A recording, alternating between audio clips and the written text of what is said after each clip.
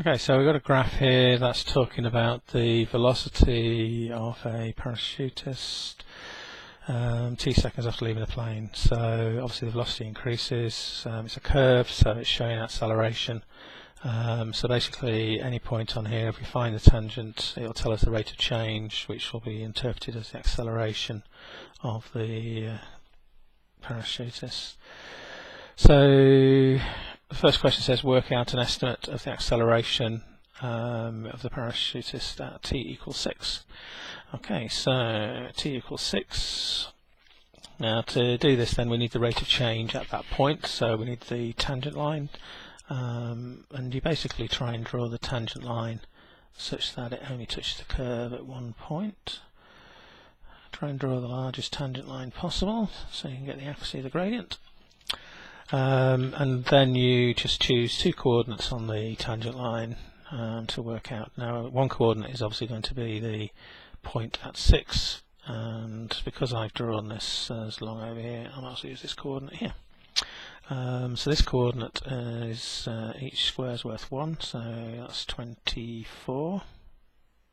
So that's going to be 0, 24.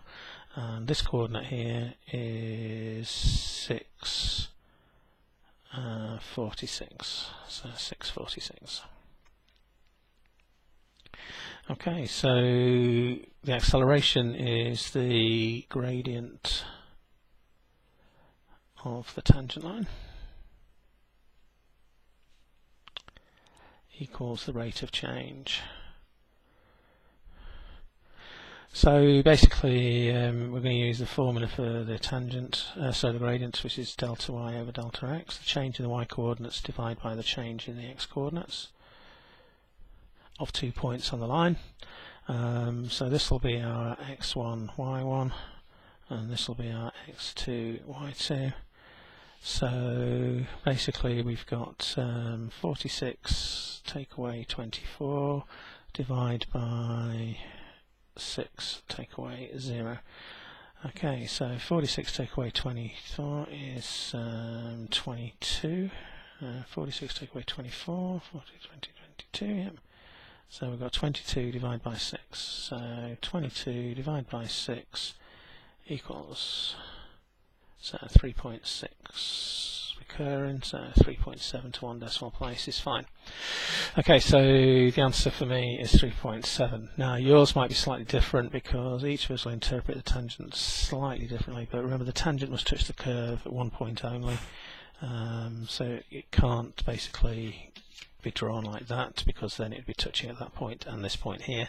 So you've got to draw it as carefully as you can. And what I tend to do is I tend to look at my ruler line there and I try and make that look as if it's 90 degrees to that point, so my tangent's got to be 90 degrees to my ruler line.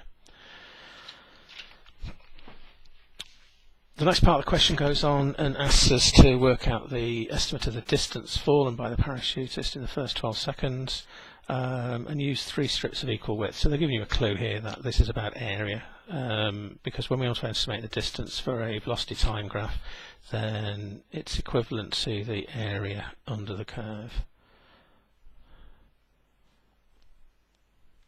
So 3 strips of equal width, so 4, 8, and 12. Okay, so the way this works is we think of what shapes could be made under the curve. So for this one it's going to be a triangle. Between these two values here we can make a trapezium, and between these two values here we can also make a trapezium as our best estimate. So basically then this one, the area is equal to a half times the base times the height, which is going to be, well, the base length is 4 and the height is to this point here, which if we use our ruler to help us,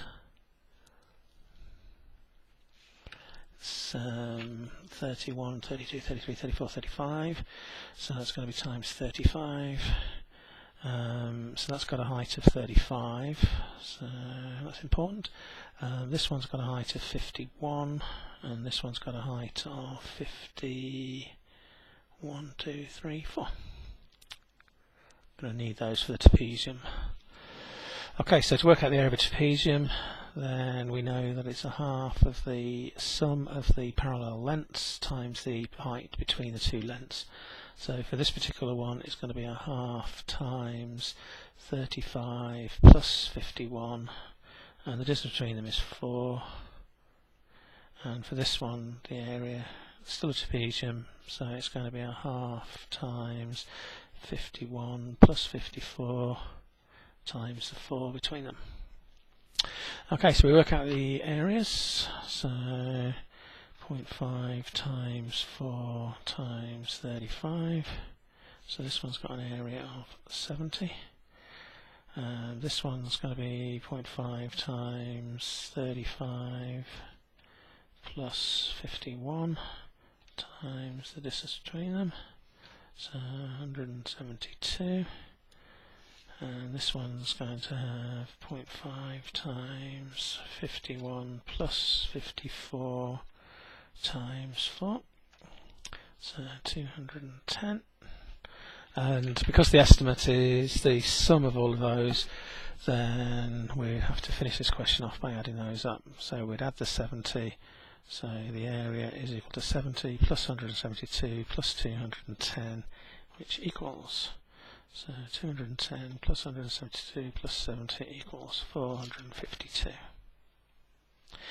Now, they've told us the units already, but remember, if it's about distance, and this was metres per second, then the distance unit would be metres, so 452 would be the answer for that.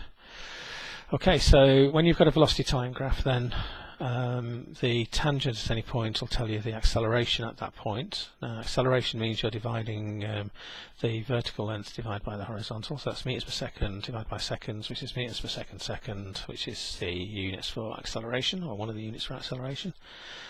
And the area under the curve is an estimate for the distance, and the area we just do by choosing so many strips under the curve and then working out what type of shape fits best.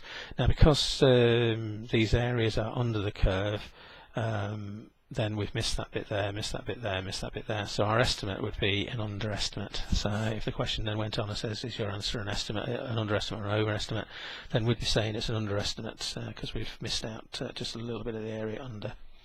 But that's technically how you estimate the distance travelled by a body.